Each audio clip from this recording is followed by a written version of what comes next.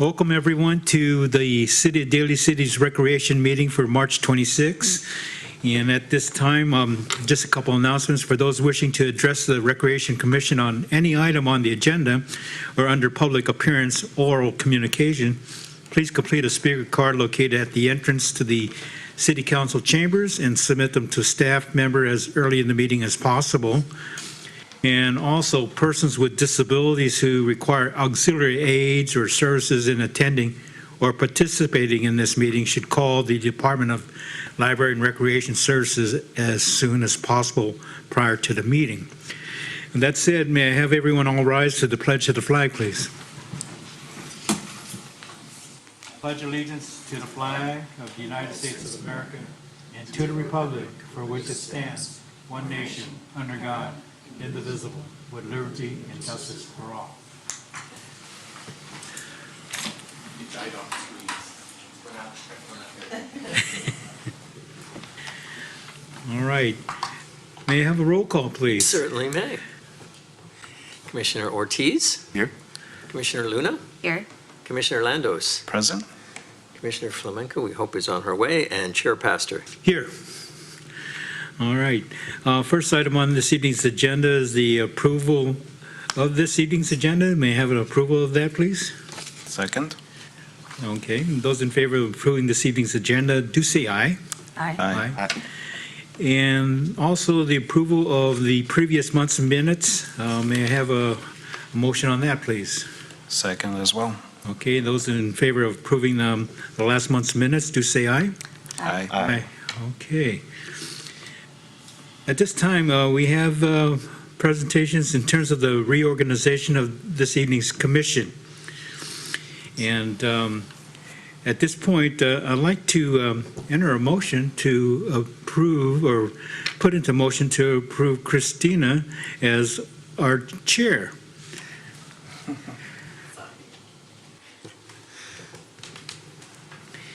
And would I have any thoughts that would have to add or a second to that motion? I have a second. Before we continue, do we need to do a roll call again now that everyone's here or no? Typically, the way this would work is you would open the floor for nominations for the position of chair. Okay, It sounds like you've made a nomination Right. for chair. You're looking for a second. okay, And then after that, you would see if there were any more Okay. nominations. All right. Close the nominations and then vote on the nominations All right. in order which they were made. Do we have a second on the initial motion to consider Christina as our chair going forward? You have a second. Okay. Would there be any other nominees that we'd like to include in that nomination? Being that there is none, that'll close the nomination for this. We can do a roll call vote. And this takes us to a roll call vote to have Christina as our new chair going forward. Do we have a roll call on that? You do. So the vote is to confirm Christina Luna as chair of the Recreation Commission. Commissioner Ortiz. That's a yes for me. Commissioner Luna. Yes. Yes. Commissioner Landos. Yes. Commissioner Flamenco. Yes. And Chair Pastor. Yes. At this Okay. point, you can vacate your seat. Okay.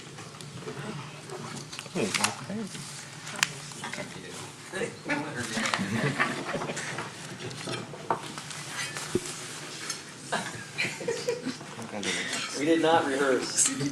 We did not. There's never rehearsal in these things. You take over the meeting and Okay. nominations for vice chair. Okay, I open up the nomination for the vice chair. At this point, I'd like to offer for nomination for the vice chair, Luis Landos. Sure. Yeah. Present. Okay. And do we take it to, Wait, was that a second? I didn't. Second. Yes. okay. And I think you open up to Ask if other there are any other nominations? nominations. Are for there vice any chair. other nominations? Yes, I'd like to nominate myself for vice chair as well. Can do that. Okay.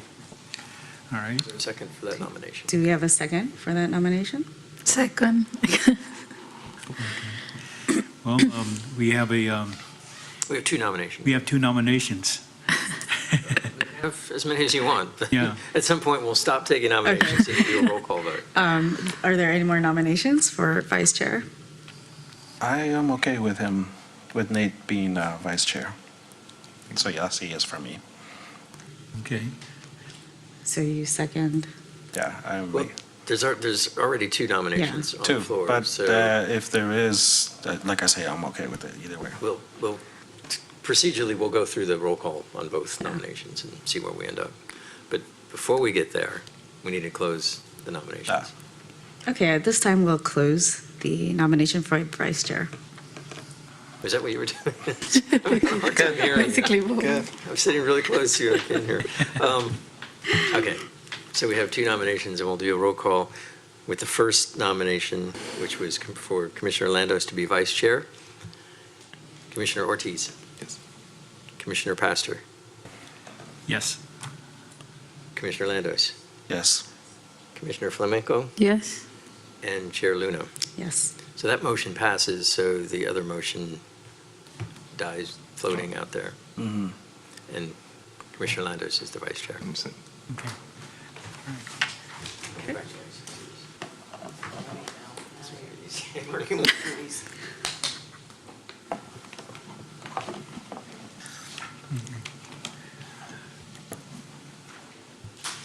Well, through the chair, I'd like to say thank you for the nominees that offered to step forward to lead the Recreation Commission going forward.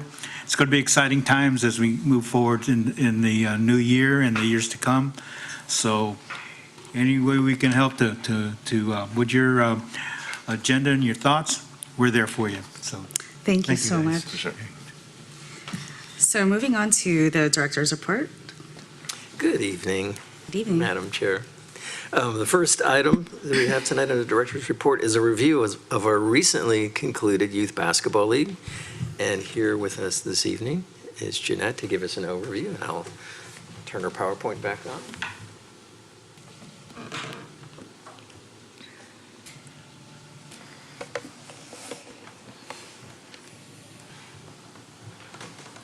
Good evening, everybody. My name is Jeanette. I see some new faces, so welcome to all of you. This year, I was in charge of the Youth Basketball League. It was an exciting league, to say the least. We had boys and girls divisions, 3rd through 8th grade. Our 3rd grade division is always instructional, so we do not promote competition, to say the least. We're trying to teach the kids still at that age how to play basketball, learn the fundamentals, and it works out really well for us. So we'd like to keep it that way. However, the rest of the league is designed to provide low-key competition. We emphasize on sportsmanship, fun, as always, and teamwork. All of our teams are coached by volunteer coaches, which is amazing. Registration in our league, there's a couple ways that you can join. One, you can go through our department and individually sign up, and that is basically for 3rd through 5th graders. It goes all the way up through 8th, but we promote the 3rd through 5th grade the most because we designed our middle school teams to be school teams to represent their school. However, we do get a lot of sign-ups now for individuals beyond that age grade, so we accept those as well. We usually try to play 6 to 10 players per team, and they're all designed to be a Daly City team, so they come up with their own team name, and we place Daly City in front of it, so they're representing our city. A school team can come in as well. We have athletic directors who volunteer their time to go into the middle schools, or actually into the elementary schools as well, and they gather all the children, they collect all the money, they design everything, they get uniforms, they coordinate with all of their coaches, and they recruit them as well. And so it eliminates some of our stress of doing all that, and it's worked out really well for us over the years. The eligibility rules for the school teams are that all the children placed on a school team are from that school. Where it becomes tricky is sometimes we have kids sign up individually within our department who are in need of a team. Either we don't have any room for them on our Daly City teams, or we don't have enough signups in that division. So what we do from there is we offer the schools those children. And so we never want to turn anybody away. So that is our way of getting everybody involved in the program and trying to reach out to as many people as we can and not trying to turn anyone away. This year we had about 16 different schools who participated in the league. Some of them Daly City, some of them San Francisco. A lot of them are returning teams as well. And they come together, and you can only imagine what it's like putting together a schedule for all these different schools.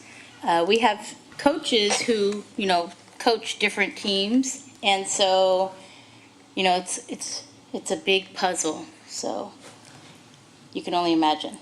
This year we started off our league with our coaches clinic on December 1st. We had about 120 plus volunteer coaches, head and assistant. This year our clinic was led by Coach Elliott Smith, who is coach of Lick Wilmerdine High School. He's been there since 1992, and he's also a motivational speaker. And usually after a clinic I get, I didn't want to be here, la la la la. But this year, the coaches loved it. They felt like it was very inspirational. They asked for copies of the video of it. So I feel like it was a step in the right direction for the league, and hopefully we can continue that way.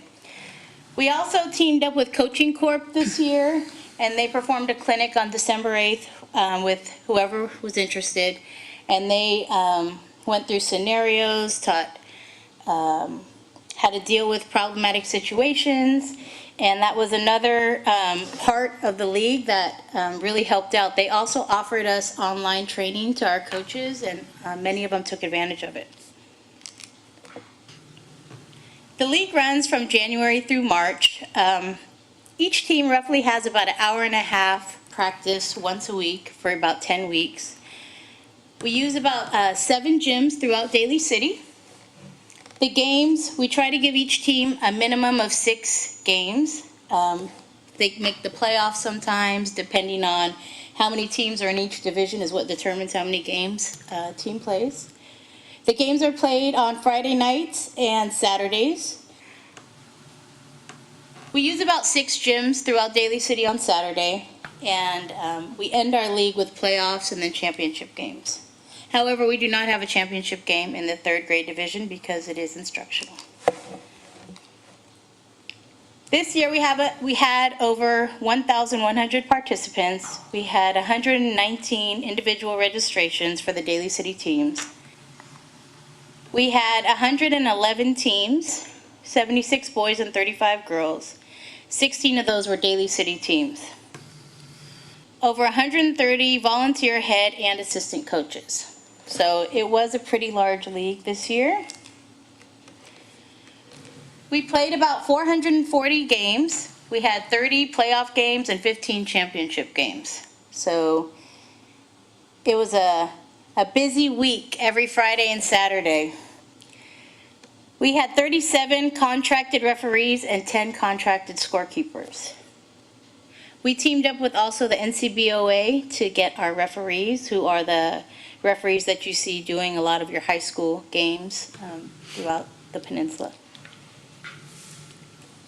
I wanted to highlight some of our champions this year, just so you guys can see who won.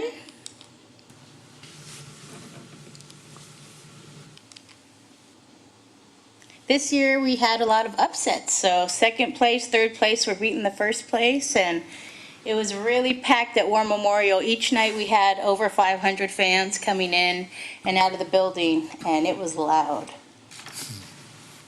I actually wanted to take this time to thank the staff who actually make this program happen, because without them, I couldn't do this league. They are the forefront. They see the public every Saturday and Friday. They deal with situations. They help me out, and Brian also helped out with the league a lot, with organization and getting all the teams their uniforms and equipment and collection and recruiting of the volunteer coaches. And I wanted to thank you all for all your help this year. Coach G, Melanie, Xavier, and Christian weren't able to be here tonight, but John Said as well. Without you guys, the league couldn't happen. We also had our athletic directors and coaches. Ben Cote is here tonight for Policita. That's all I see tonight. But their hard work, they do tryouts for the hundreds of kids that want to play. And they separate all the teams. They deal with the parents. They deal with all the changed game schedules. Not every weekend is perfect. We have people who need to change things. Things come up. And they're amazing getting the information out to everybody. We also wanted to thank Elliott Smith and Lick Wilmerdine for doing the clinic for free. Well, they did it for some pizza, so I appreciate them. And Coaching Corp as well. And that's all I have for you. Thank you. Wow, Any fantastic. questions? That was a wonderful year. It's great.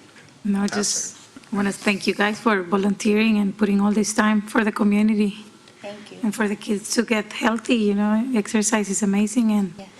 1,100 people, Participants. that's a lot of organization, and I want to thank you guys publicly for all your effort. Thank you, we appreciate your effort, and hopefully we can keep going, doing it. Thank you. Yeah, thank you very much to all of you. Well, through the chair, looking back to how things were in terms of the participation from the old war memorial days to see how it's grown today, and see the involvement from the Liquid Mudings and John, Said participating, and all the other folks here, Brian Flowers, Jorge Gama, Xavier Lamel? Yes. And Christian Belecki, and all the behind-the-scenes folks that have participated to get the program going, and especially to see the kids, just the image of the kids over here. Anytime they want to share their stories, they're welcome to come into our commission meetings I'd love to to let share them know. their trophies, their woes, their experience. They're welcome to come to their recreation meeting to come share their experience. So keep the door open. And thank you, Jeanette, for all the work you do for this, especially all the staff and all the referees and scorekeepers. Definitely shout out to Bayshore for bringing home their first championship to the new school. There you go. It's been a couple years. Even I've gotten a shot at bringing a trophy there and haven't done it yet until they did so. Made it to the championship game. The house was absolutely rocking. It was a fun experience. We couldn't even keep some of the fans and the kids off the court. So great job this season, definitely. And we'd love to have you back as a coach, Nate. Soon enough. I'm always Time. recruiting. Congratulations. I think this is amazing. It's something to be proud of in Daly City to know that we're impacting that many kids. And who knows, I'm sure all the coaches themselves are impacted as well, just being with those kids. So congratulations. It's exciting. Yes, thank you. Knowing that there's a lot of participants and coaches as well. 440 games, and each game had approximately how many people? Well, you figure 10 kids on each team. They bring Yeah. about 3 to 4 fans per child. Wow. It's a pretty busy weekend, and I'm sure they can attest to it. There's people coming in and out all day, and the relationships we build with the public at this time, something that can't be replaced. It's amazing. No, that's amazing, and then everybody getting to know each other's within the schools and everything. It connects everyone. Thank you so much for all that I presentation. have a question. Do you have plans for this coming year? And I don't know if there can be a possibility for the Warriors to see what we're doing here in Daly City. Maybe you guys can reach them and see what way they can sponsor, or I don't know. I'm just saying because Driving in with the Warriors, because I'll take them. no, I don't know if we have connections, but I'm saying Chase Stadium is gonna be right here pretty close to us. Actually, I'm And meeting if we with them start training, in April, Uh-huh. and that's something I can always bring up. Thank yeah, you because, for- we can start training kids that can turn into future basketball players, right? So thank you guys for I'm just saying, I just brought the idea. That's a great idea. Thank you. Okay. And I'll take the lead on that if you need me to. But Thank you, Jeanette. thank you. Thank you. Before she goes away, I also want to extend my thanks to Jeanette and her staff. It is pretty amazing. It is probably the crown jewel of our recreation offering, 1,100 kids. We don't have any other program that comes close to that. Yeah. And the intensity of it, I can vouch both as a former coach, and I went to some regular games this year. I also went to some championship games. It's incredibly intense and enthusiastic, but thankfully also orderly. We didn't have any major conduct issues this year, and we have in the past, I'll be honest. And Yeah. so thanks to everybody for making it a success. Job well done, guys. Good job.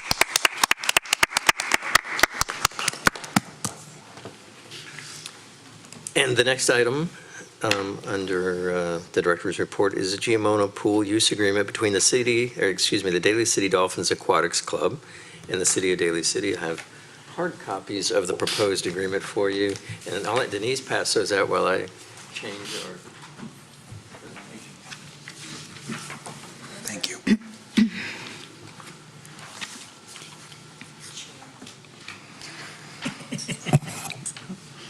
Thank you. Thank you.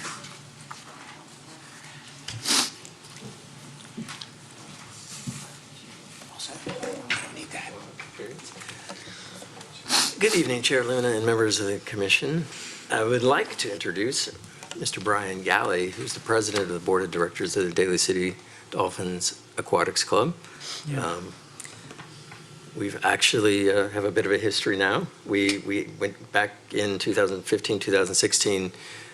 We negotiated, and I'll get to all that stuff in our presentation, but that's when we became acquainted, was negotiating the existing agreement between the city and the Dolphins for use of Giamono Pool. But before we go there, let's start out with a little history. Daly City Dolphins have been around for a long time, since before some of you were born.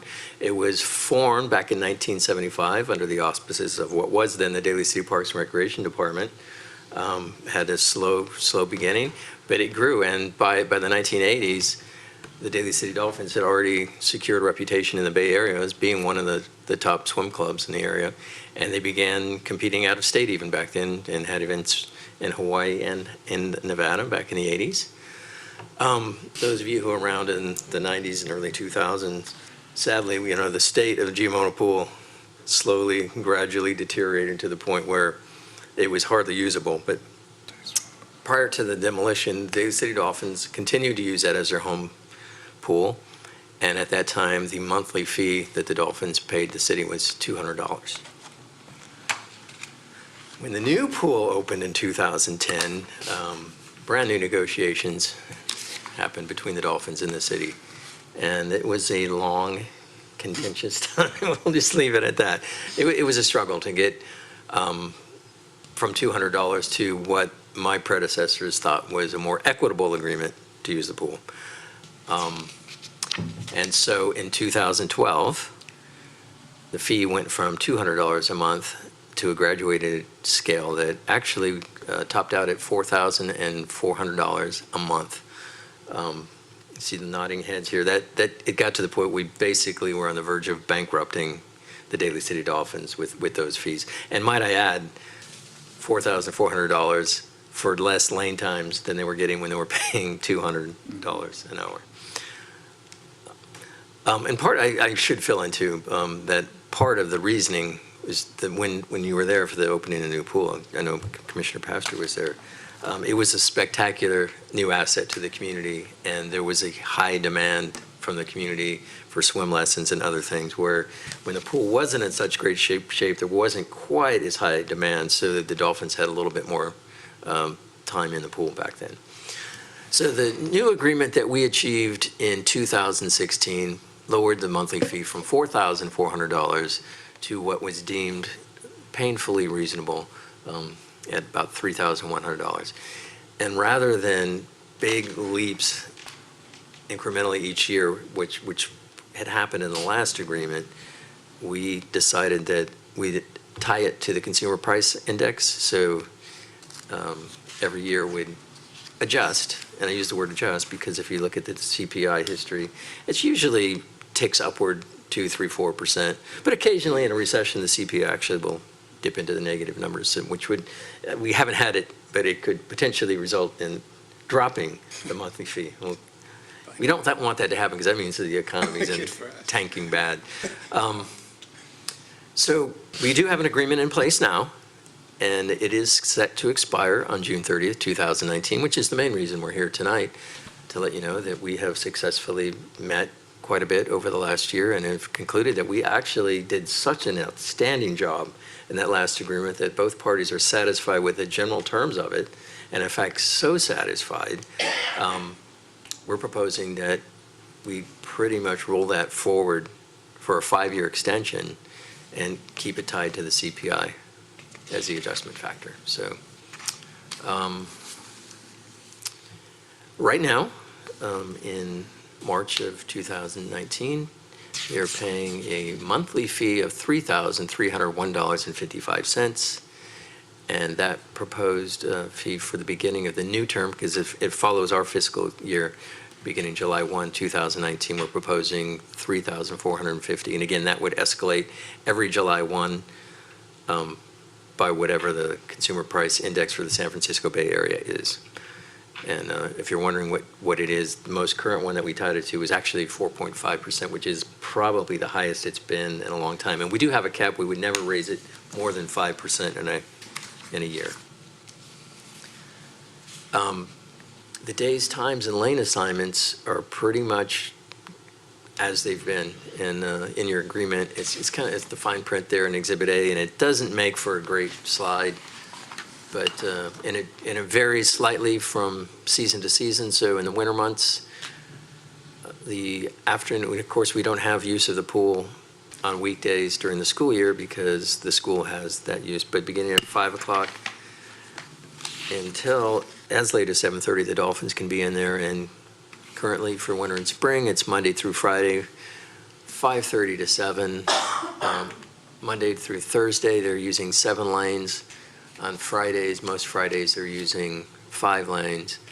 So for a total of 134 lane sessions, and that's in 30-minute increments, which, by the way, is a pretty big increase from where we were 4 years ago. Summer, there's a little more flexibility there. We can get in the pool a little bit earlier. And you can see there the total number of lane sessions, not hours, is 186. And it's broken down Monday through Friday from 4 as late as 7 p.m. and as many as 11 lanes of the pool during certain hours in the summer months. And then in the fall, it looks very similar to what we saw in winter and spring, 4 to 7 most days, 7 lanes on Fridays down to 5 for a total of 198. And then we also have Saturdays, it's year-round, from 6:30 in the morning to 7:30, 11 lanes of the pool, so 22 more session lane, I want to say lane hours, it's not really an hour, 11 lane hours it would be. So that's pretty much it in a nutshell. What we're looking for is this board's either input, endorsement, recommendation. Ultimately, this would go to the City Council, hopefully within the next 2 months, for adoption so that we have a seamless transition from the existing agreement, which expires on June 30th, to the July 1, we have a new agreement in place to go forward, hopefully for 5 years. And with that, I would certainly ask Brian if he has any input or anything. That was an excellent breakdown of that contract right there. And I don't really need to add anything other than the initial contract that we signed 3 years ago allowed us to sort of focus on other things. I think that we brought this up last August. So we've been able to sort of focus on things that to build the foundation of a swim team that's needed. And so we were able to put our energy into finding excellent coaching. This is head coach, Coach Mauricio Ponce. So with that extra energy, we feel that we've built the foundation and we can just sort of continue to be strong. We are focusing on more volunteer work in the community with the kids and continued growth of the team as much as, capacity will let us. We are now at 100, just over 100 swimmers from right around mid-50s, 60s when we were negotiating and kind of biting our nails.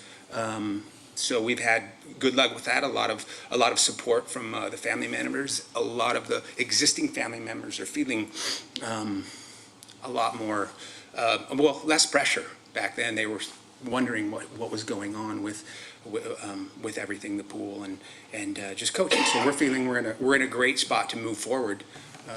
And with this renewal, I think. We can do that, continue to move on and be strong and just support the community and add more kids and truly do what we're trying to do, which is,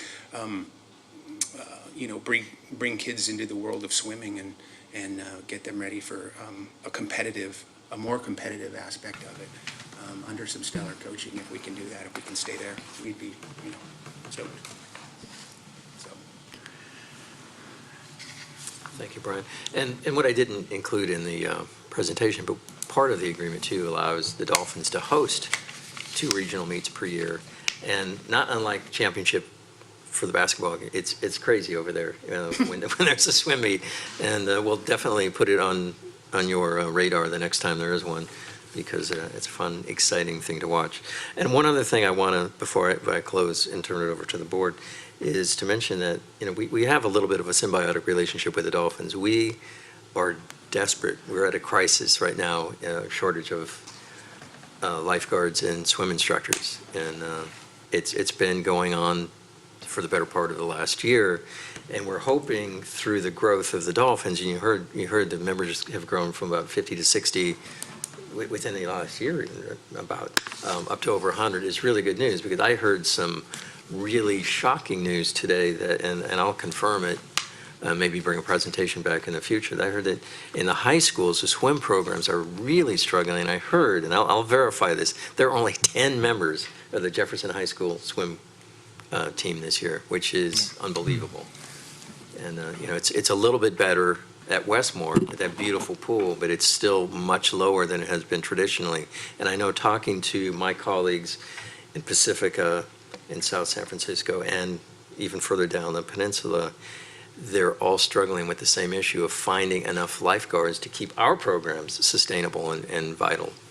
And we don't know what to attribute it to, and there's all sorts of speculation from, I'm sure the new pool at San Francisco State maybe pulled some of our potential staff away. Different interests, mentioned we have 1,100 kids playing basketball, and we have a lot of kids playing basketball year-round that aren't gravitating towards swimming as a career, even, through high school and college like we had. So I just wanted to throw that. So we're appreciative that the Dolphins are there and potentially, training grounds for future lifeguards and or swim instructors with the city of Daly City.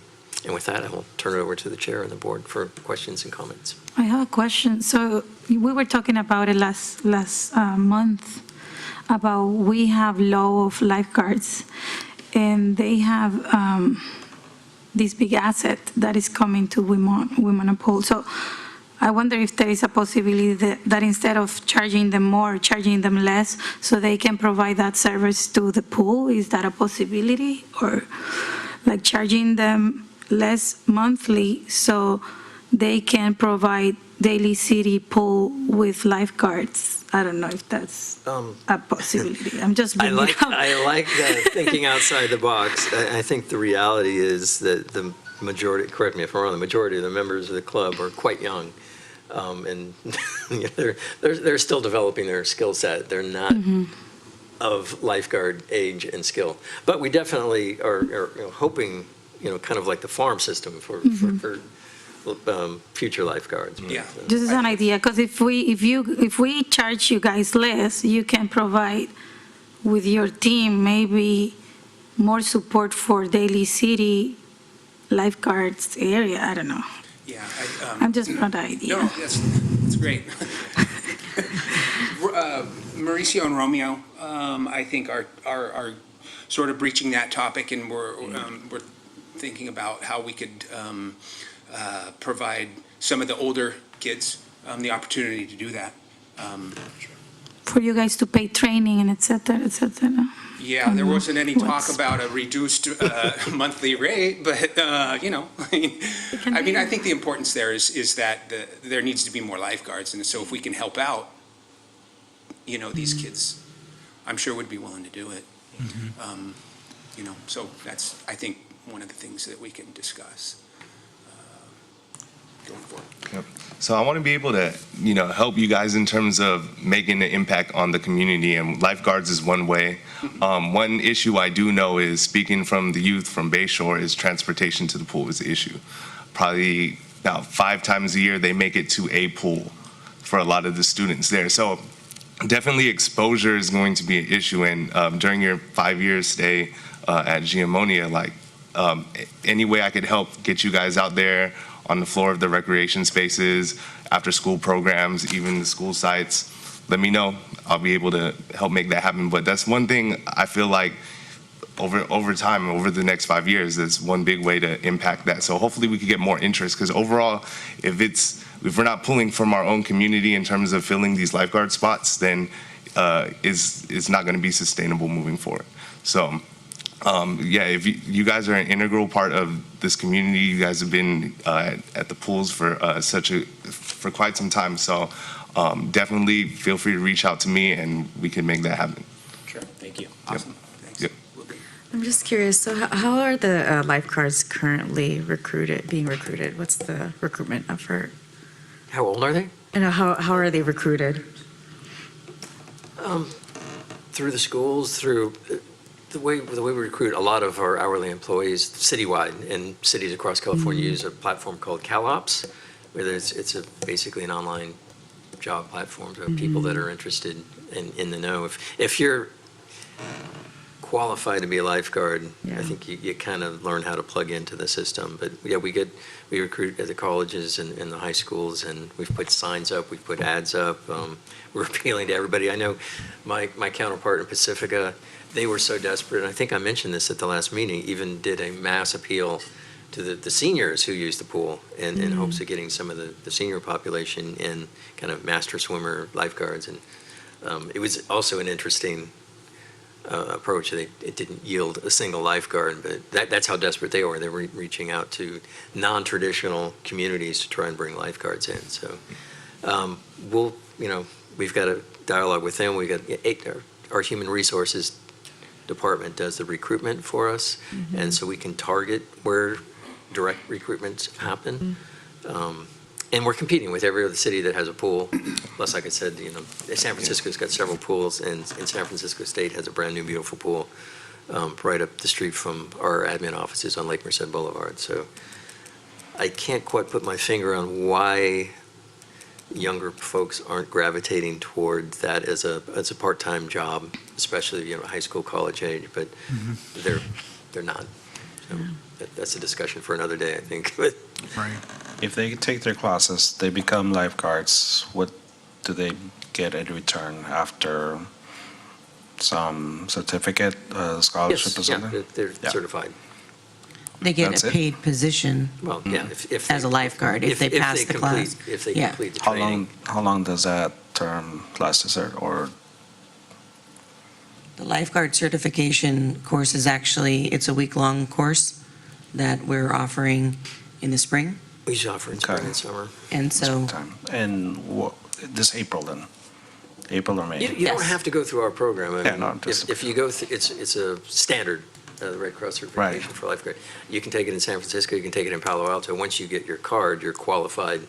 Right. Yeah, No, but so- I'm thinking, what else can we get so we could call the kids' attention and also get something else more in return? And also working with Dolphins, since we're lowering the rate and all, we can actually plan to actually talk to these kids and actually get to become lifeguards, what we're needing, even for the next year, to plan now. You know, because as you said, and I've also searched myself, every other city is struggling with the same thing. So if we can think of an idea to actually, you know, work around this, because they were struggling too, so here's a chance that we could probably rethink this over.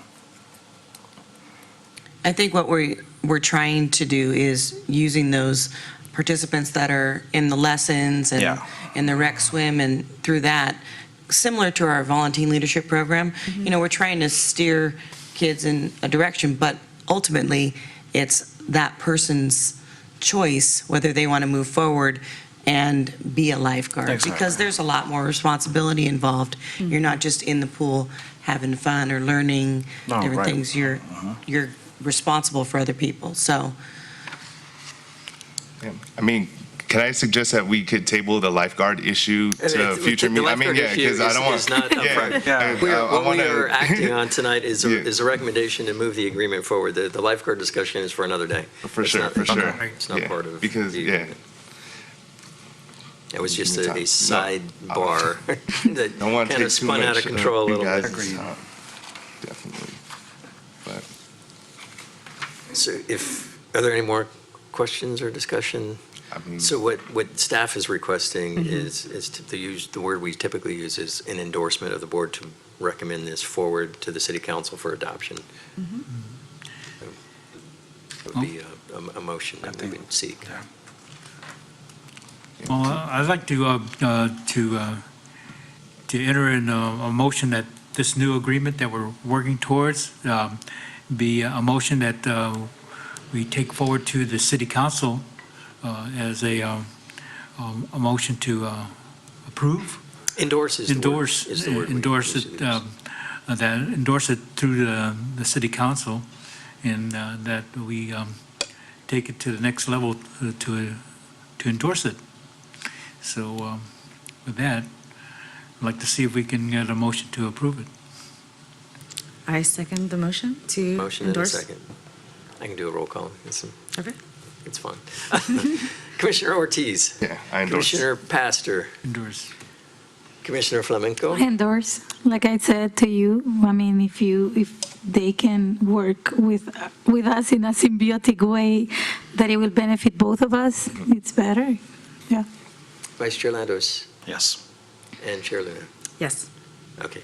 Our next step will be City Council. Thank you, Brian. Thank you, guys. Thank you. All right, thank you, folks.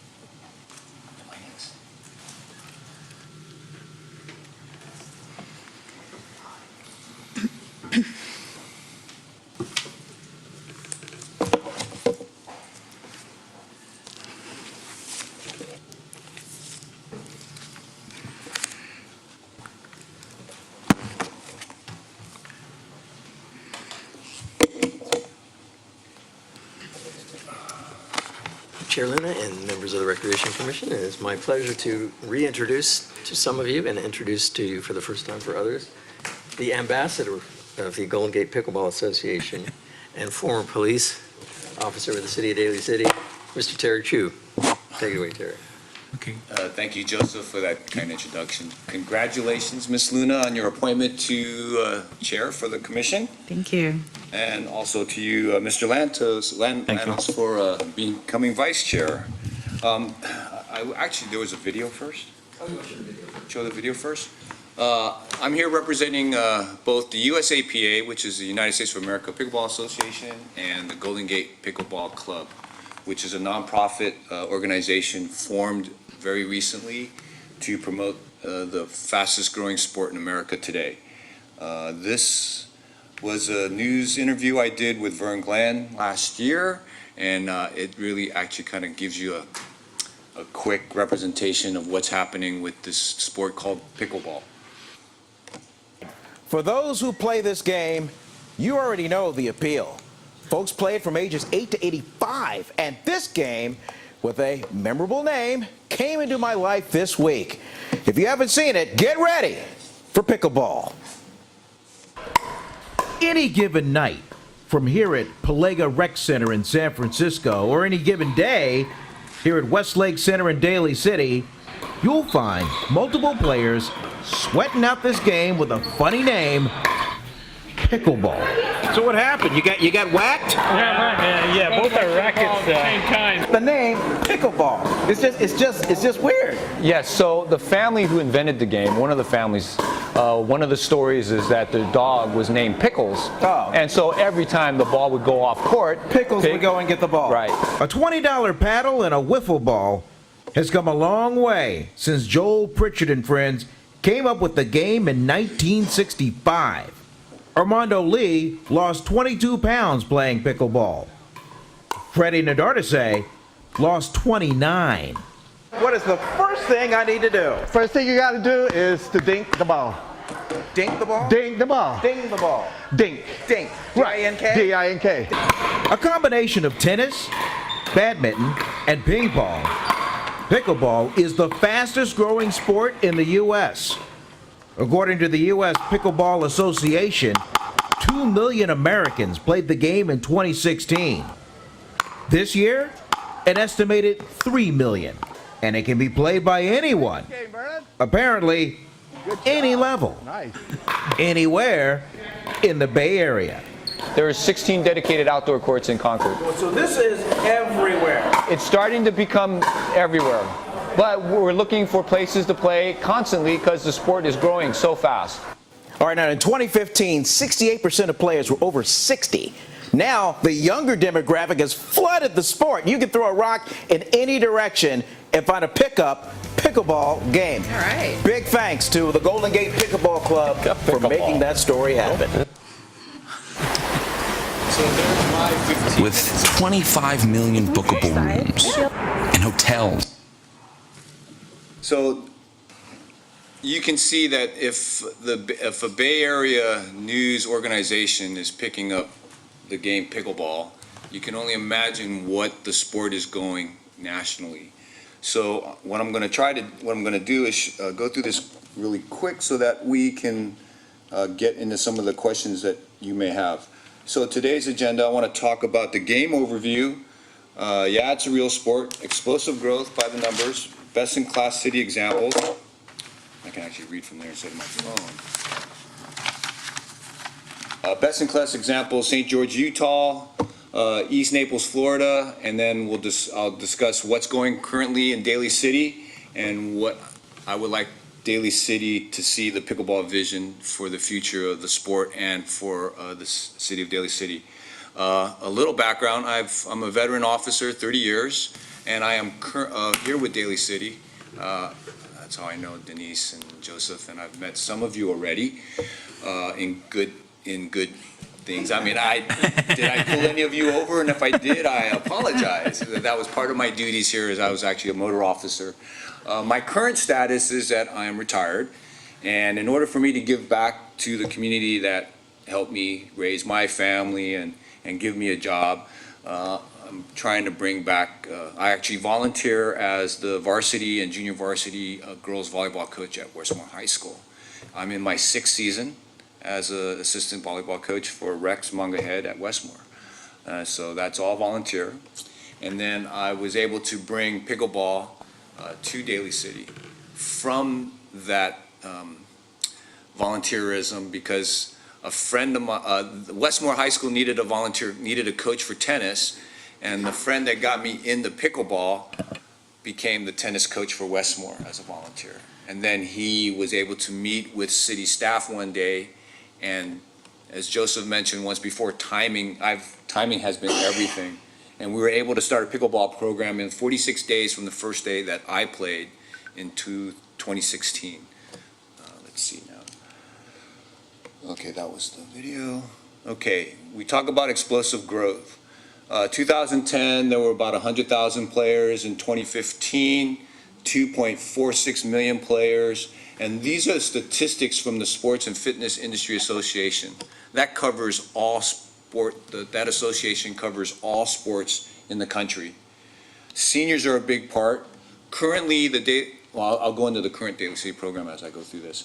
Seniors are a big part of the sports, but kids are getting into it as well. Many middle schools and high schools and universities have incorporated this sport into the sport curriculum. The USAPA is in negotiations right now with AAU to create a college curriculum, a competitive college curriculum. So colleges are picking up this sport as well.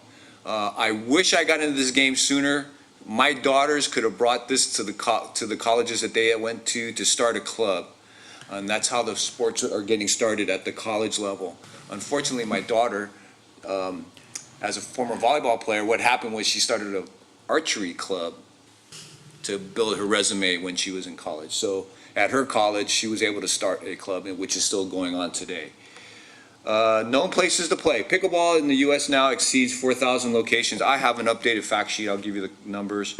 On the website, it shows 4,000 locations since 2010, 912 locations added in 2015 alone, for an average of 76 new locations per month. This number goes for indoor courts as well as outdoor courts. Okay, the 2015 national tournament with the open and senior tournament, the medal matches streaming live. This past year, the national tournament was held at Indian Wells Tennis Center. So if some of you are familiar with tennis, yes, Indian Wells is like the premier West Coast tennis venue. It's where they have the BNP Paribas Open. They just had the major tournament down there. So they've gone into a 5-year contract with USAPA to hold the national tournament for the next 4 years at Indian Wells. So if Indian Wells is going to spend their own money to bring, they form a partnership with Margaritaville. So Margaritaville, USAPA is hosting the national tournament in Southern California at Indian Wells Tennis Center. Let's see, and so in 2015 they had 807 registered players. They had 2,038 matches, players from 38 states and 3 provinces, 26 event sponsors. And the sponsors, they're paddle manufacturers, ball manufacturers, shoe manufacturers, I mean, everything. Clothing, it's amazing. I can talk with you about all the stuff that I had to do because my clothing, all my clothes has changed now. It's all tennis. Everything's all tennis now, or pickleball. Live streaming. So at the national tournament, ESPN televised the national tournament. So ESPN2 actually had televised 3 hours worth of pickleball. So it's getting national attention, not only in our country but in other countries as well. So we have a strong governing body. The USAPA is a national pickleball association which governs everything that we do, types of balls that we use, the types of paddles, how the paddles are constructed. They limit the ability of the manufacturers to put a texture on the paddle face. It has to have a certain coefficient of friction so that one paddle doesn't put more spin on the ball than another paddle company, so they all have to meet these guidelines. Paddles range in different sizes and shapes, but each one has to have the minimum requirements or maximum requirement for total length and width. So, but there are different styles of paddles here. I can show you if you wish to kind of handle them. A couple of you guys have come out to play, in fact. So for those of you who have not, I will give you the dates and times that we currently host here in Daly City. Okay, St. George, Utah is the best-in-class example. They got 12 courts. They actually built another 12, which moved them up to 24 outdoor courts. They run clinics. They have local tournaments. They hosted the Western Regionals. The pickleball is growing so fast that the Western region used to consist of 4 states, or 5.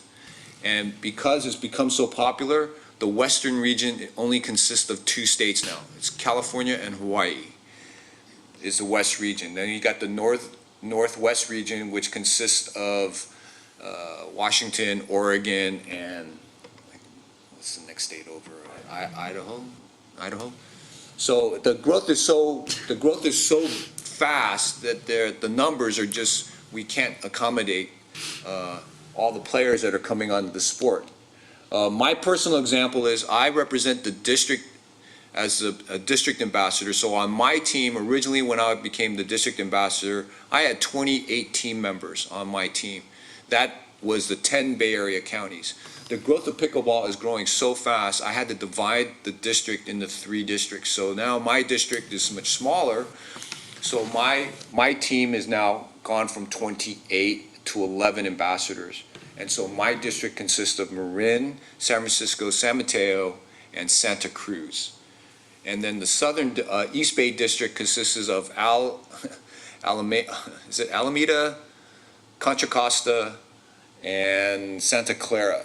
Now, Contra Costa and Santa Clara are the biggest 2 counties in the Bay Area. You put those 2 together, you add everybody else up, they still got more people in their counties than the rest of the counties. And then we have the North Bay region, is it the North Bay we call them? North Bay region, which consists of Napa, Sonoma, Solano, and there's one more I can't remember over there. But that becomes the North Bay. So we divided the area into 3. We had one, now we got 3. So it's because of the sport is so popular among adults, and youth are getting more involved.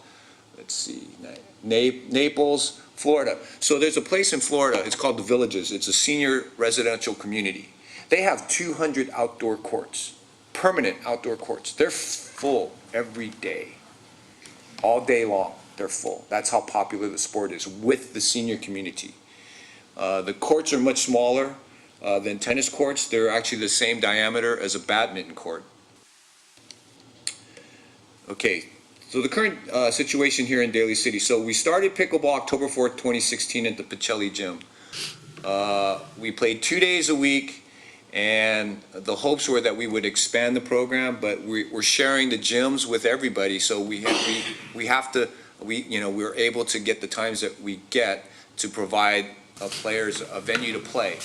I wanted to thank the city recently for giving me a really big Christmas gift, because when I came back from Christmas, the new lights at the War Memorial were fantastic. It went literally from night to day. literally, the lighting was there, but it wasn't bright enough to play pickleball for individuals of my age. Now, I don't want to tell you really how old I am, but at my age, I had some eye issues, and so it was difficult to see the balls in the gym. But since the new lights have been there, the War Memorial now is probably the best indoor pickleball venue in the peninsula. I don't want to just, pat Daly City on the back for that, but we're the only ones that have dedicated painted pickleball court lines. Recreation and had painted the permanent lines for pickleball in the gym, and it's clear to see the court lines. It's part of the game, because they got what they call the non-volley zone, or the kitchen, which changes the game dramatically from tennis. So pickleball is a game of angles, and you don't have to be this great power hitter like Federer or any of the like the Serena sisters or whatever. The pickleball will come in, and it's what they call the short game, or the dinking part. The shorter game changes the dynamics of this game dramatically. It basically goes, the other cities will provide courts, and then they're able to host and raise funds by tournaments. So I'm just going to give you some quick numbers. So if you have a tournament of 200 players, and the players are paying $50 each, for a 1 to 2 day tournament, you raise $10,000 in one tournament at $50 each. That's kind of like where the funds are coming from if we were to host a tournament. There are costs, but the initial costs, after those are paid off, the money that would be coming in to benefit the city, or some kind of partnership, we can provide that kind of fundraising for the city. Okay. So as you can see here, this is what kind of like the before and after picture. You got a picture of 1, 2, 3, 4, 5 tennis courts that were just, and then they redid them. So you see the smaller courts are pickleball courts, and then the ones on the right, they're tennis courts. So tennis is a popular sport, but it's been kind of waning a little bit, or staying level. In conversations with my friends in the tennis world, they said that, you know, the United States hasn't had a really good contender, a new contender in tennis.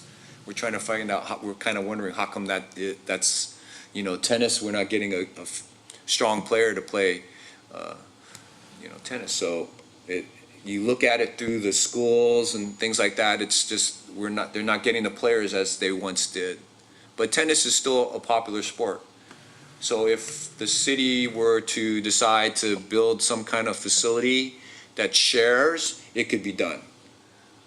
Whether or not one group of players like the sound, because the pickleball makes a distinctive sound. So if you can imagine playing a ping pong on a table that's big enough for you to stand on. Yeah. That's how the game is. It's fun. It's really exciting to play. It's very easy to learn, but it takes a long time to master. Currently, I am the only ambassador that represents Daly City and San Mateo. We're going to grow that soon. My partner who got me into this, Freddie Nattarise, he's currently an ambassador for San Francisco.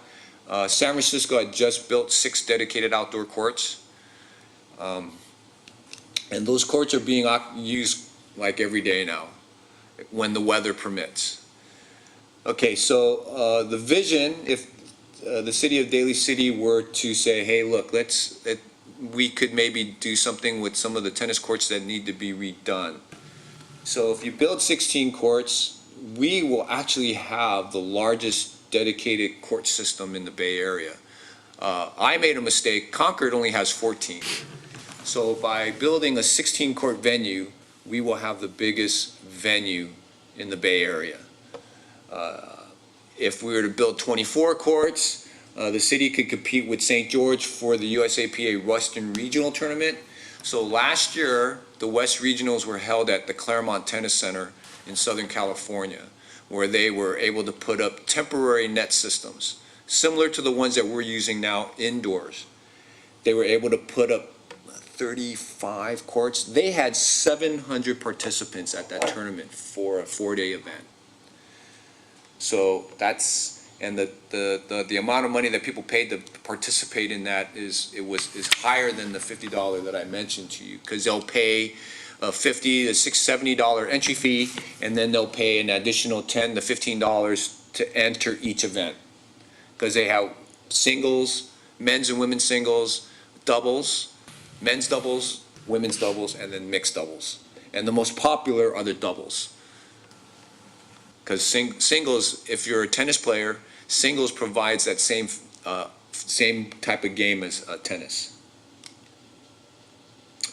So, that's the end of the video presentation. If you have any questions on history of the sport, I can give you more information on the history of the sport. I do have some current numbers. Let's see. The Sports and Fitness Industry Association for 2017 reported that pickleball currently has 3.1 million players in the United States, and that's a 12% increase over the previous year. 1.57 million were casual participants who play 1 to 7 times a year. Those are tournaments. 930,000 were core participants who play in 8 or more tournaments a year. The rate of growth in participation from 2014 to 2015 was 1.8%, from 2.14 million to 2.5 million. And that's just a rough estimate, because it's probably, the numbers are bigger, but like we all want to talk about numbers, it's always more on the conservative side. So if you have any questions? I have a comment. I want to thank you, Terry, for your passion for this game. And there are 4 things that I notice in pickleball that is really good. First is gender inclusive. And that's something that I support is gender equality. Because that game, it can be played by women and men at the same time. The second of all is age incorporated. So it doesn't matter what age you have, you can play that game. I'm glad you brought that up. Yeah. My Tuesdays and Thursday folks that come to play, there's a gentleman who started with us in 2016. He comes back all the time. He's 80 years old and he's playing pickleball. And besides the sport itself, it's all inclusive. Yeah. So if you were to come to the venue, the first thing that I would say is, 1, I don't know you. So 2, I go and say, hi, you're interested? Let's play. So that's our goal. Our goal, my part of my duties as USA as an ambassador is to make the sport open for everyone. So I bring everybody in. I see them walking into the gym. If I don't recognize you, I'll go, hi, my name is Terry. Please come on in. If you have any questions, I'll sit down with them and talk to them about, the type of clothing for safety. I tout safety. So the first thing I do is I say, you got to have the proper shoes. You can't wear flip-flops. I wear eye protection all the time. So I promote eye protection. If they come and they want to learn how to play, I teach them for free. I don't charge. We give, we're able to accept the money to come in for the gym use, and then from there it's like, let's play. Everyone can play this game. Like Nadia said,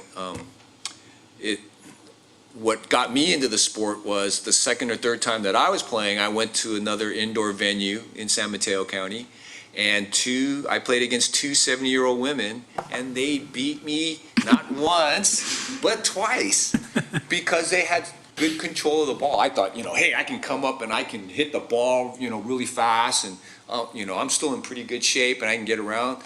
I was running all over the court and I couldn't score a point. So that brought me back into the game.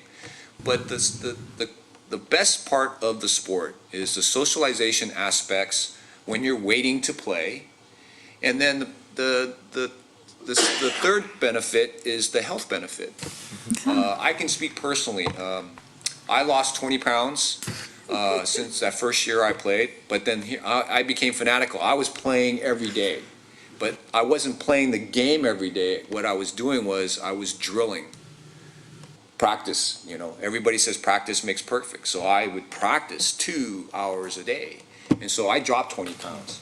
But my resting heart rate is 50 now. Yeah, I had a question for you about, I understand your passion for the game. I also understand that you want to grow. You're as an ambassador of the game, you're trying to look for more members, new folks to play the game. What does that look like in Daly City right now? What gyms are you in, as well as just a rough number of attendance and the impact that you feel like has been made in the community? Okay, so indoor play is governed by outdoor weather.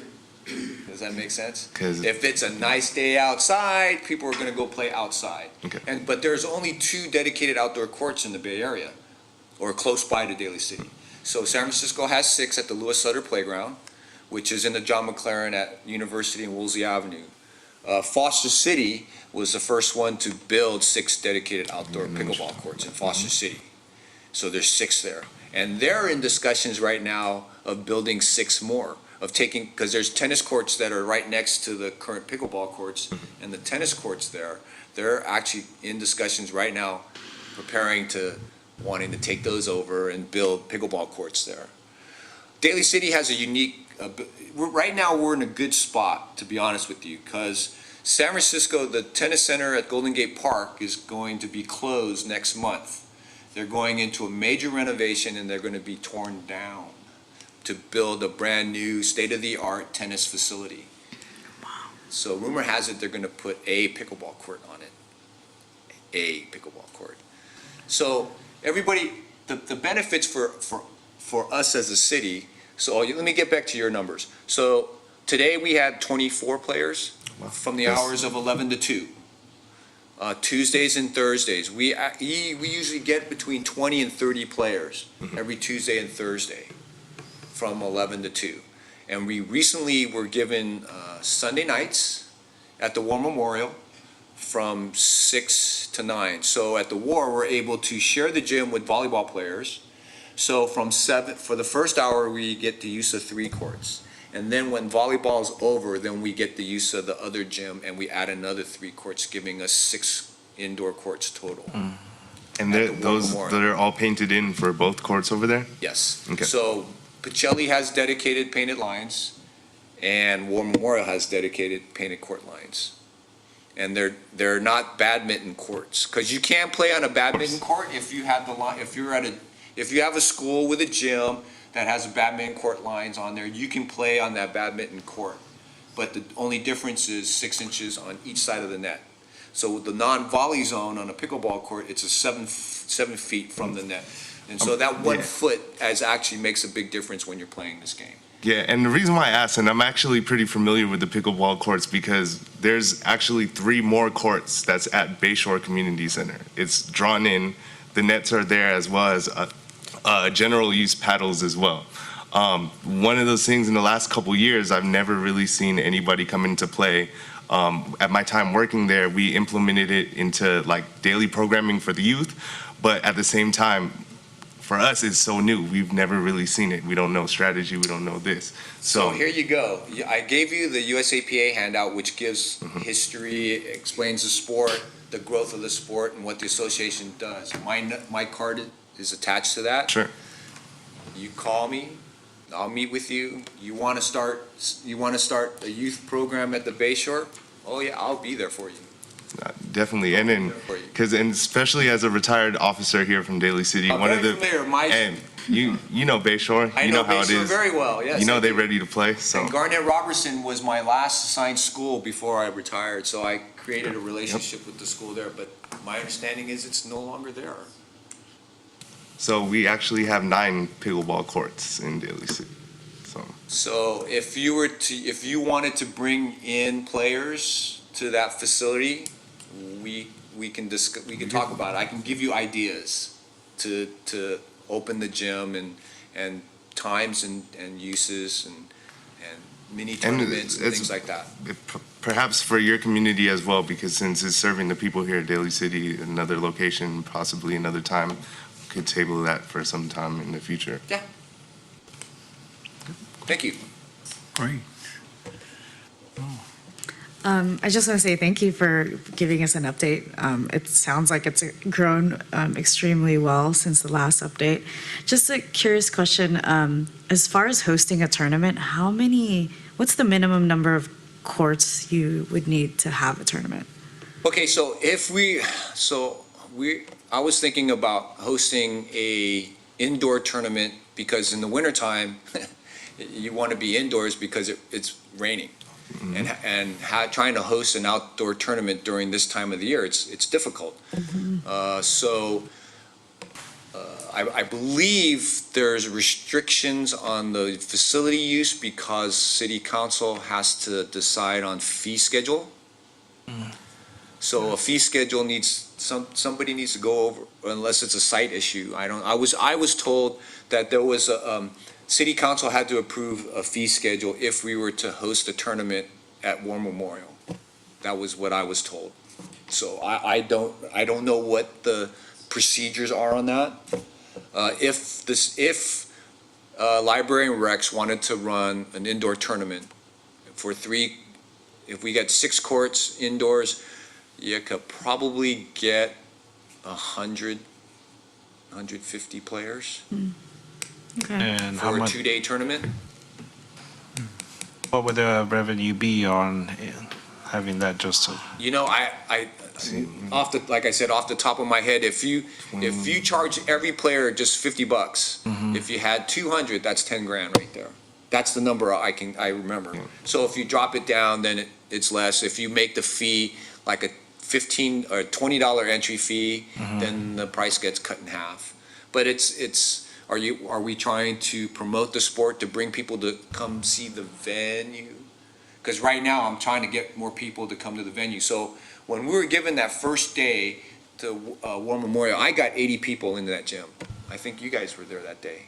I was there. Got 95 people in the gym. It was free, but I got 95 people there. So last Sunday, I was out of town. So last Sunday, they were only able to get players to open 4 courts. But again, that's, on the weekends, the Sunday night seems to be a good night for players because it's after church and stuff, and then they have dinner, and then they come out and play Sunday night and then it starts early enough and ends early enough so that people can go to work the next day. And then, how many times would you need to be in a tournament? Like, say, within a month and 1 weekend, 3 weekends? You mean how long would it take to host? No, how many start a tournaments in a month, say? Oh, there's a tournament every weekend. Every weekend. If you were to go to pickleballtournaments.com, and you just go to this California, which is everything's broken down by state. There's a pickleball tournament almost every weekend. Southern California has the most because they got the most tennis courts.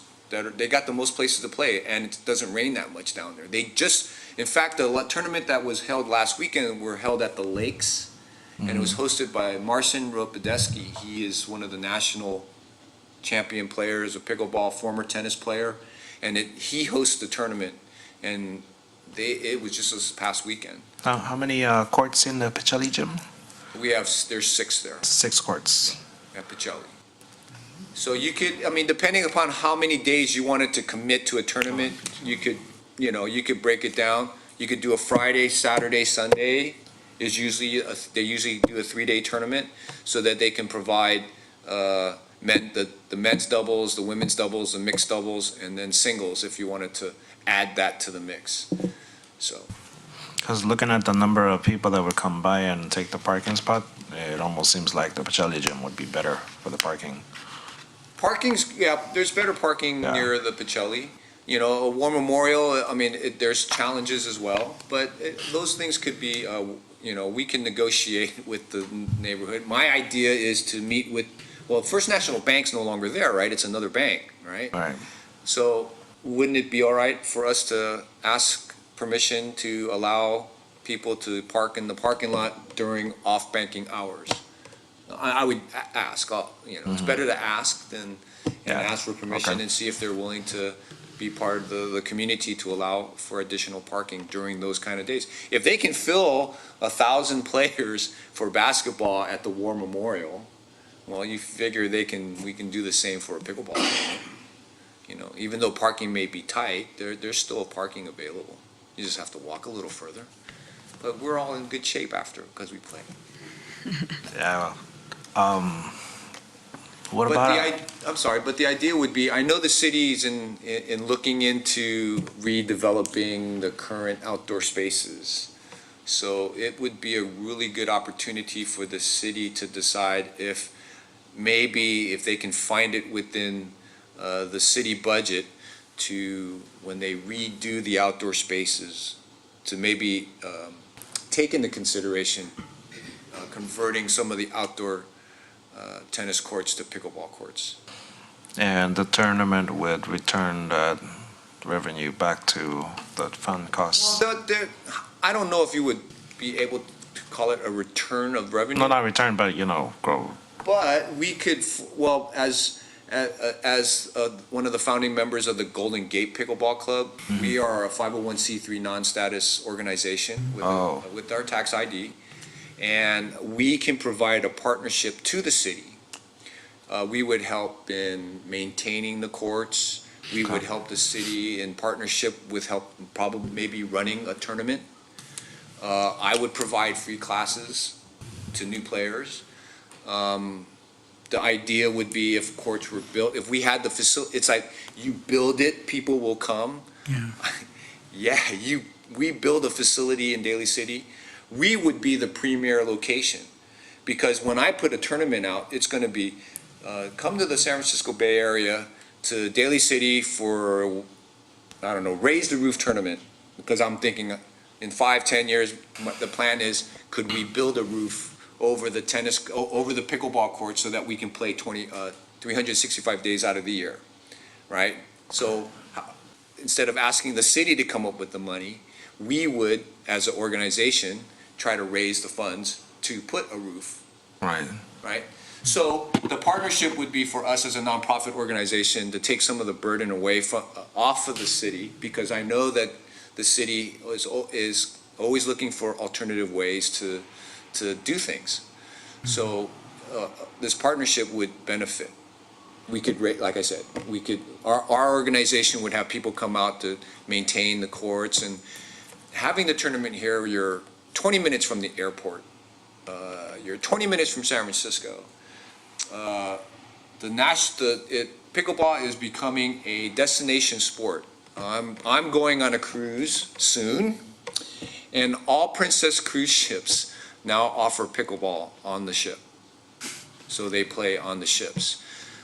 We have a sister club in Japan, pickleball club. They play in Japan, Singapore, Malaysia, Philippines now, Costa Rica they're playing.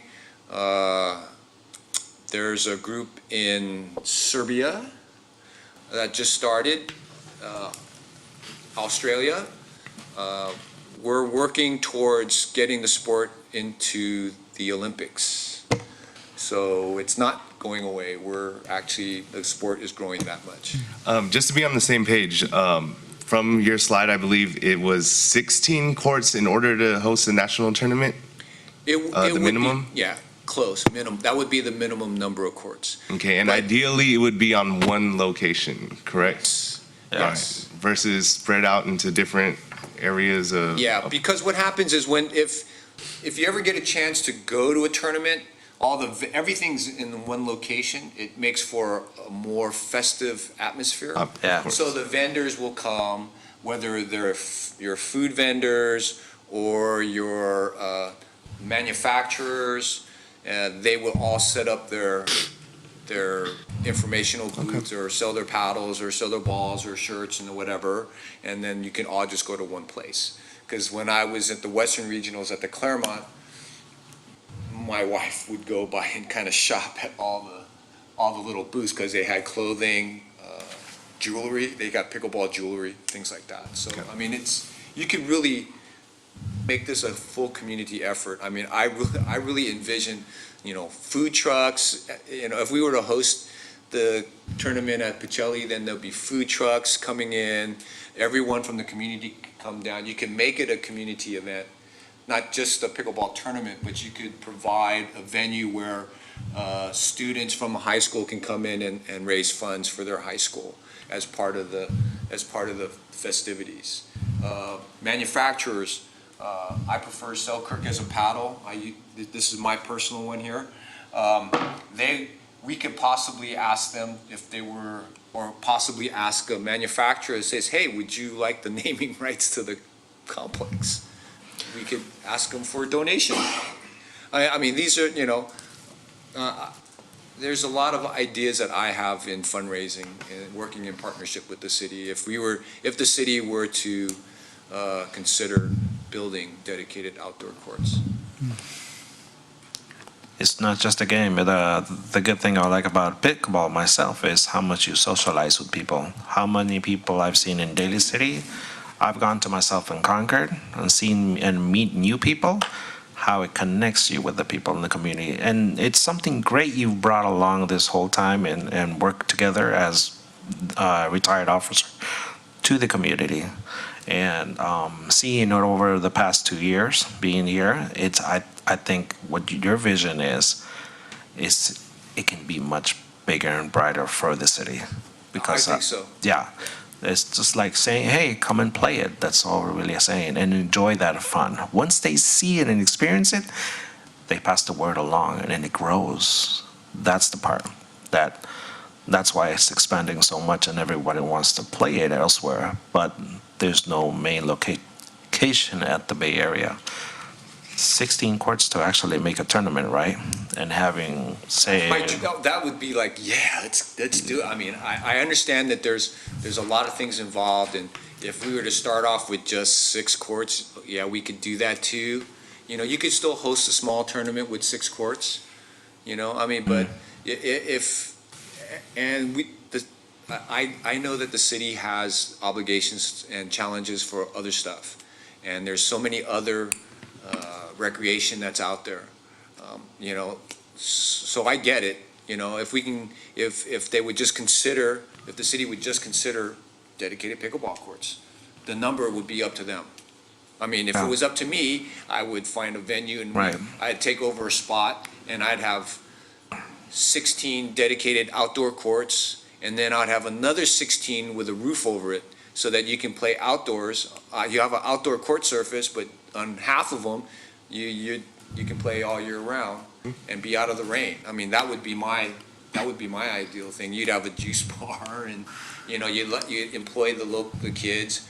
I would start a club at the high schools to start pickleball at the high schools. I've done a 2-week clinic at Jefferson last year, and I've introduced the sport to Westmore High School, but I'm kind of running into some challenges there. But they were introduced to the sport, so my goal is to bring it back, because not only is it everyone can play this game, but what other game can you guys play if you had children and your grandchildren? Yeah.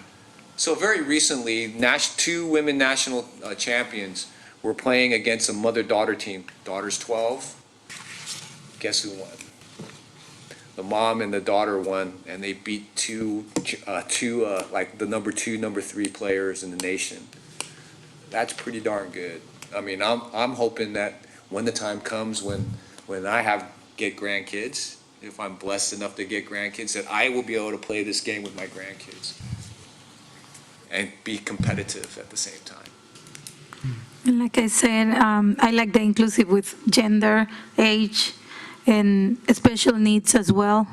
And also it beats obesity. And that's something that it's supposed to be growing by 2020 something. So this is, to me, is the game of the future that is starting. And I hope my kids have the opportunity to play it in the schools as well. I see that it's growing nationally and internationally. So if we can open a space to play outdoors and even include it in the schools, it could be amazing. And you mentioned that it's all inclusive. There is a wheelchair program for wheelchair-bound players.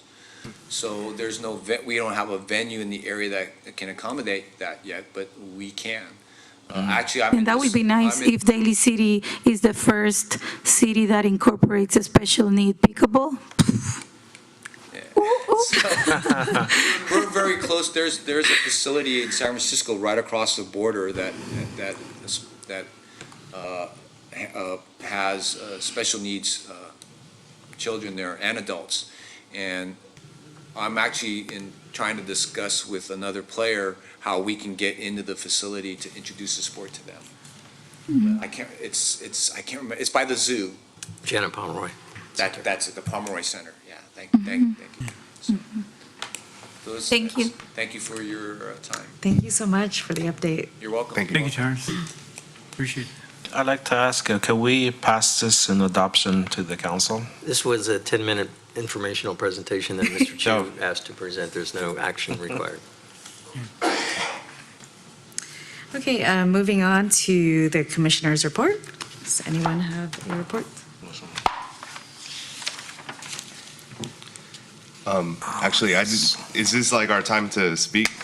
If that's what it is? Absolutely. All right. So, one thing, if I could just add to the agenda for next week, a presentation, or Meet monthly. or next month, sorry, yeah, you're right. So, add to the agenda next month, the San Francisco 49ers flag football prep program.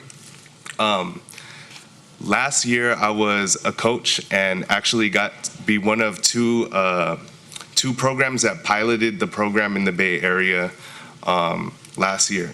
We ran it out of Bayshore Community Center, and I don't want to go too much into detail. We could talk about it next month, but there's interest in expanding the program throughout the city. I know there's been a void for football for the last couple years, and football's been like a passion for me for if you could ask everybody in recreation, I've been coaching there for like the last 10 years. And in the meantime, since the program there's been a void, we've been seeking elsewhere or building a program of our own at the space. Because at Bayshore, that's a big, football is life for a lot of these kids, and it was good to have the opportunity back. So now that my affiliation with the 49ers, they're a little, like you mentioned with the Warriors, now we have an opportunity with that. Nice. So I just want to report that next week I'm actually speaking on behalf as a former coach for their coaches meeting at Santa Clara. And I can report back in terms of that for you guys next month during the time of the presentation. If that's okay. Great. Ask them if they want to invest in Daly City. Well, you guys can ask next month. Okay. Sure thing. Great. On the agenda. Any other updates? I just have one to add. So Luis and I attended the Open Master Plan Committee meeting last month, the third meeting within the community, and it was really great. They gave us an update on all of the community outreach that they've been doing and all the results, and so it was really great to see the community really excited and really involved. We've seen a lot of suggestions on, what to improve, things like the playgrounds, more picnic areas, restrooms, more pickleball courts, of course, and more lighting, and even specific park recommendations on Gellert Park, Hillside Park. So we'll continue to attend those, but so far. And I think sometime down the line, that will be part of the recreation meeting? Absolutely, that's part of the contract they have, is to make a presentation, their findings to this body and also to the city council. So that's coming up shortly, I hope, within the next couple of months. Oh, okay. They've finished all their outreach and community meetings, so they're putting the report together now. Yeah. Right. If there aren't any other updates, we can move on to announcements. Sure. Just a couple quick ones. This week, our annual volunteer appreciation luncheon will happen on Thursday, March 28th, and that's to recognize the volunteers that work so hard at the Dolger Senior Center and also at the Lincoln Community Center, and I believe we even have some from War Memorial. It's going to be at Cafe Dolger from 11:30 to 1, and it's the one day of the year where the volunteers get to be the guests and have other people wait on them. So they will be our guests for lunch. And then on Saturday, April 13th, we have our Spring Fun Day, our annual egg hunt that is co-sponsored by the Daly City Host Lions Club. New venue this year, it's moving to Westlake Park, a little better parking situation, access, and that will be Saturday, April 13th. Registration starts at 10 o'clock in the morning, and of course, that's free to the youth of our community. And last announcement we have is our growing, gigantic, active adult senior resource and fitness fair is coming back to Pacelli Gym this Thursday, May 23rd, and that starts at 9:30 in the morning to noon. It's free, and seniors by the hundreds line up before the doors even open. It's a pretty big event over there. And that's it for announcements. We'll have more for you next month. Great. And since we do have members of the public here today, any public comments? No?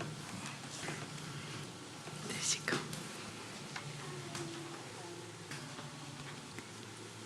Good evening, everyone.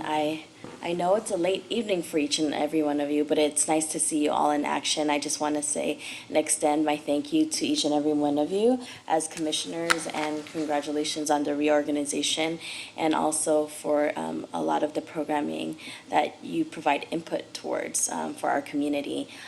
Look forward to see what the open master plan is going to be within the open spaces. Exciting to see changes within our community. And so I just want to extend my heartfelt thanks to each and every one of you, Commissioner Ortiz, Commissioner Pastor, Chair Luna, and Vice Chair Landos, and Commissioner Flamenco. So thank you very much. Thank you. Thank you. So if no other announcements, I'd like to adjourn this meeting, and our next meeting will be Tuesday, April 23rd at 7 p.m. Do we have a motion to approve? Oh. Do I have a motion to adjourn this meeting? Second. Meeting adjourned.